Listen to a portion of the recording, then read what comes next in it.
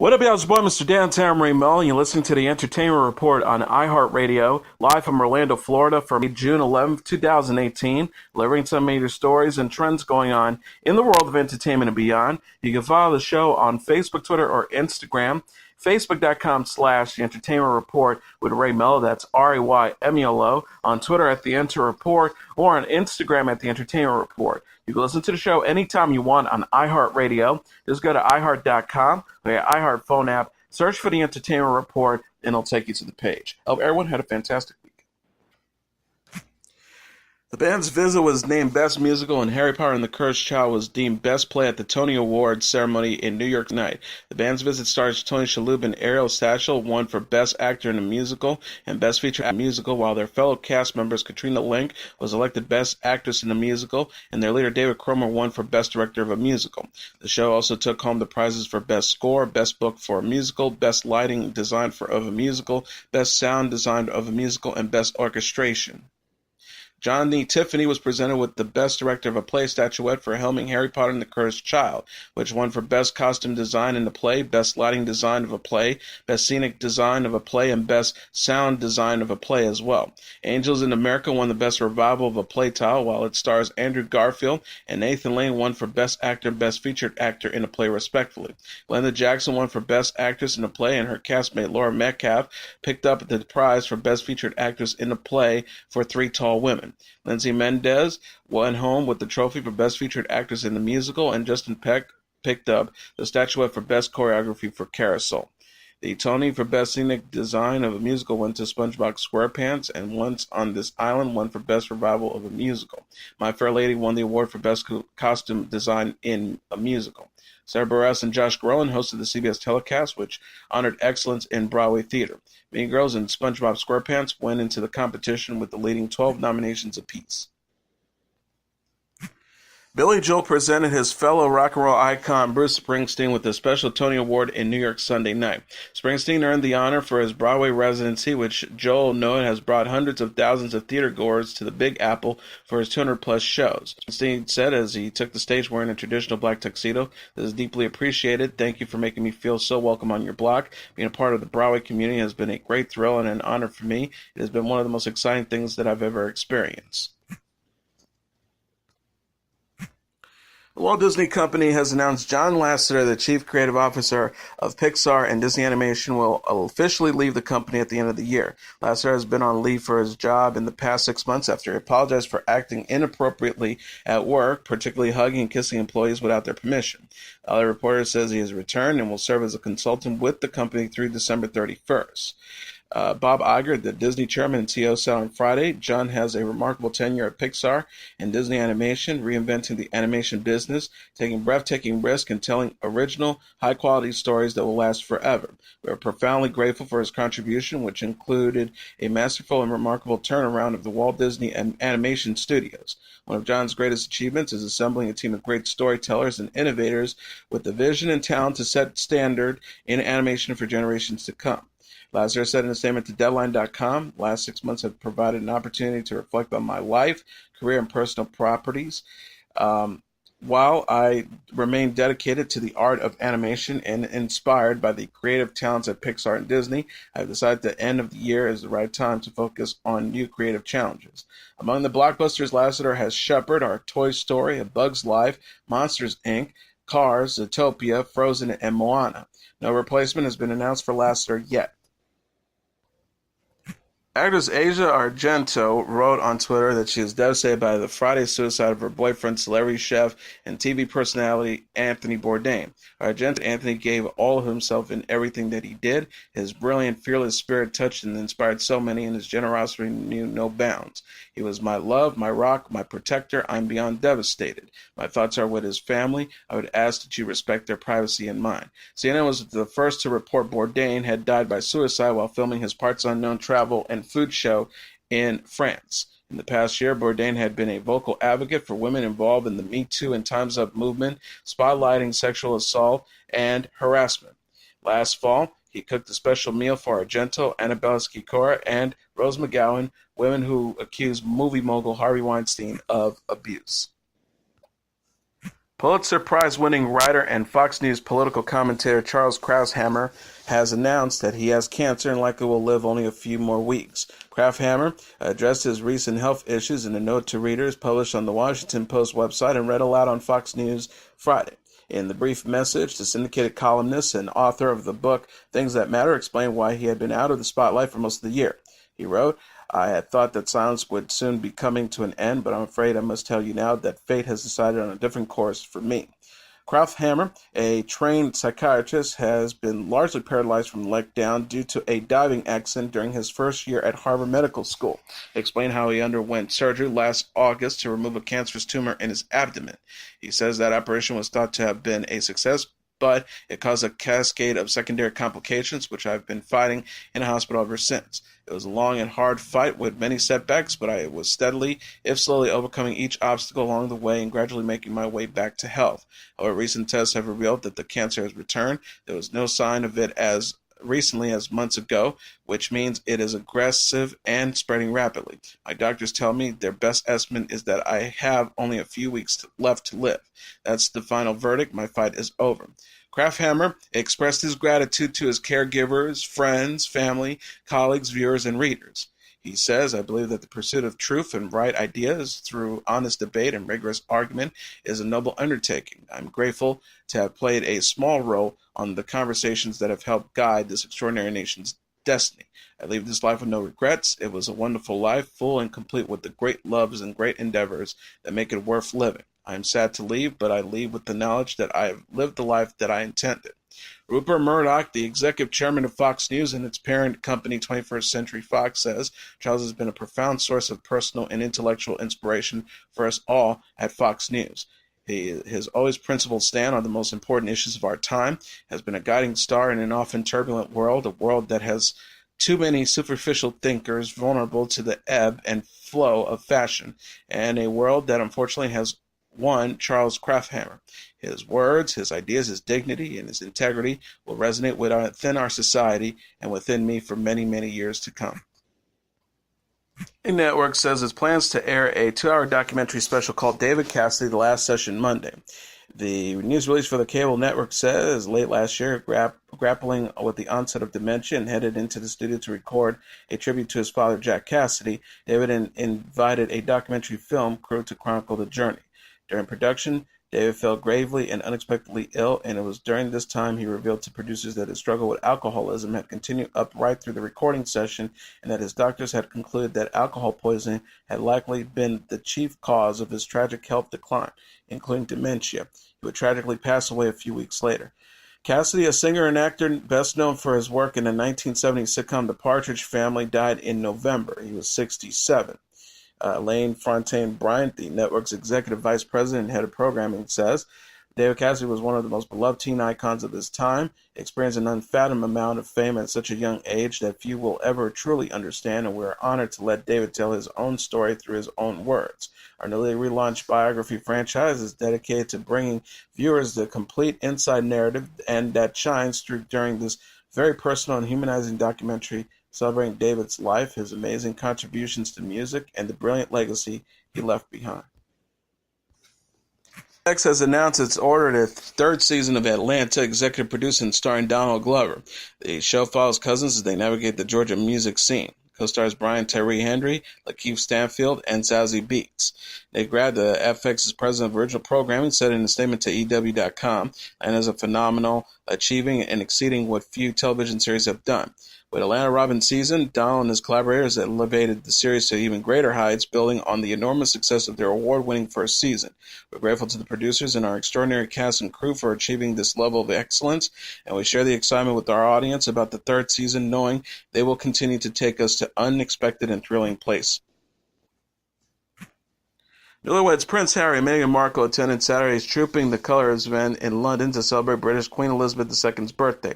The monarch, who was crowned June 2nd, 1953, turned 92 on April 21st. This marks the first time Harry and Markle have attended the annual function together.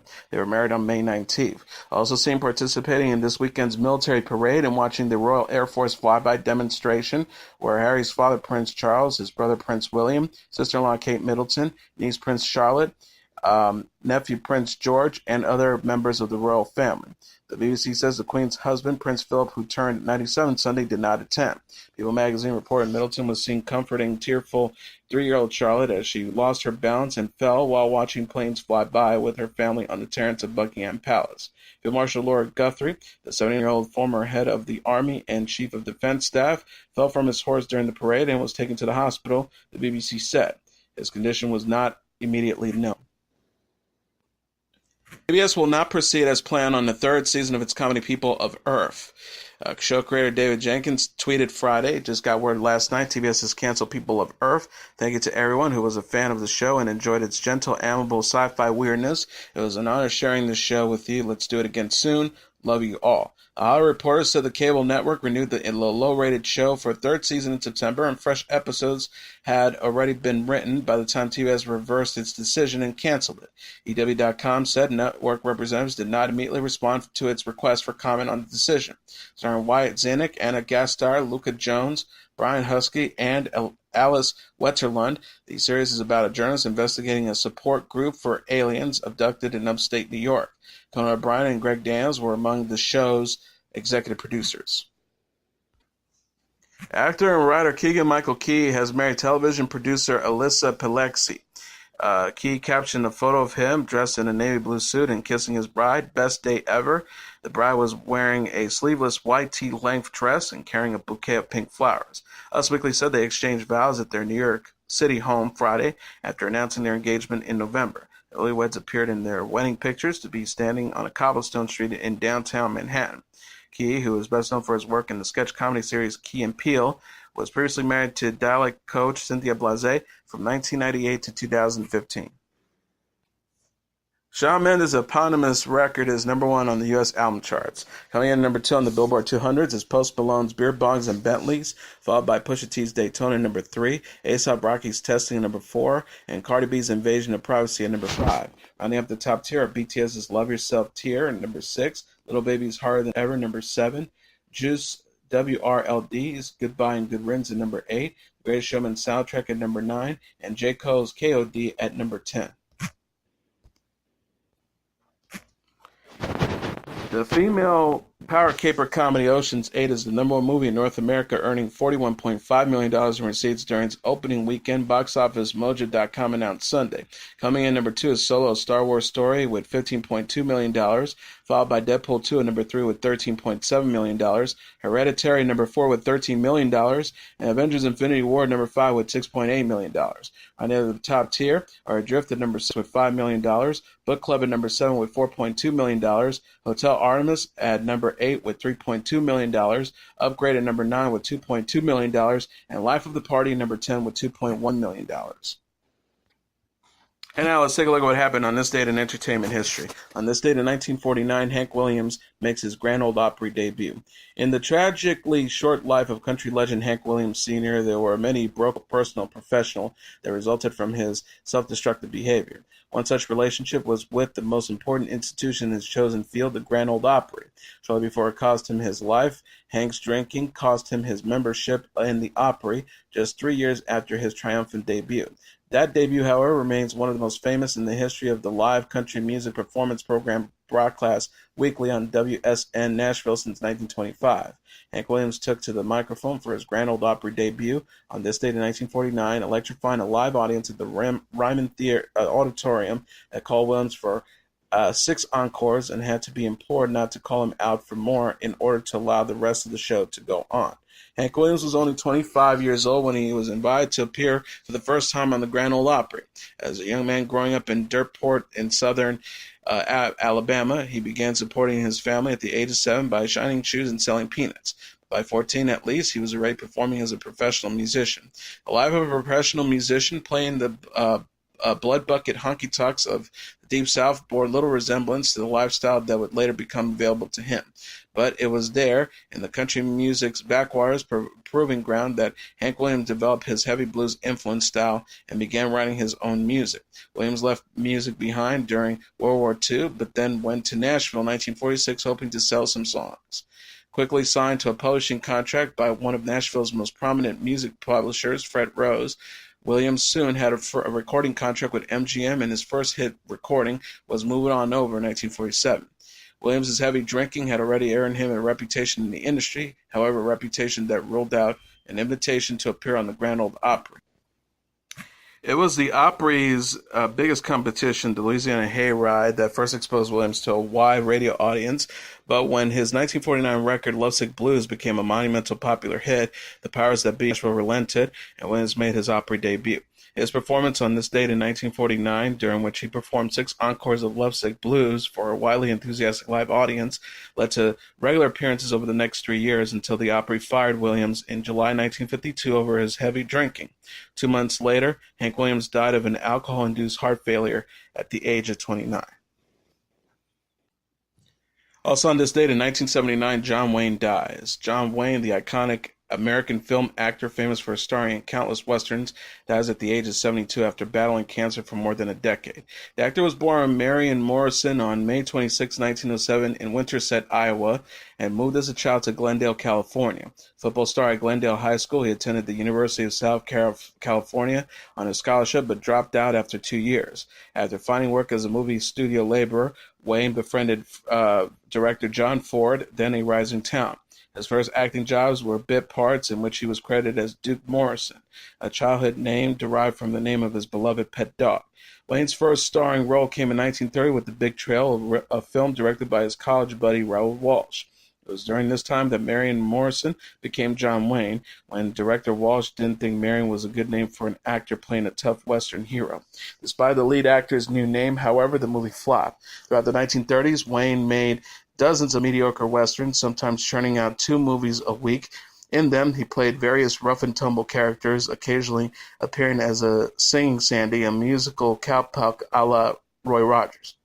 In 1939, Wayne finally had his breakthrough when his old friend John Ford cast him as Ringo Kid in the Oscar-winning Stagecoach. Wayne went on to play larger-than-life heroes in dozens of movies and came to symbolize a type of rugged, strong, straight-shooting American man.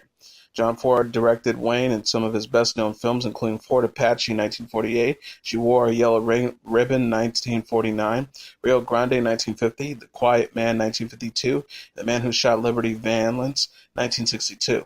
Off-screen, Wayne came to be known for his conservative political views. He produced, directed, and starred in The Alamo, 1960, and The Green Beret, 1968, both of which reflected his patriotic conservative leanings.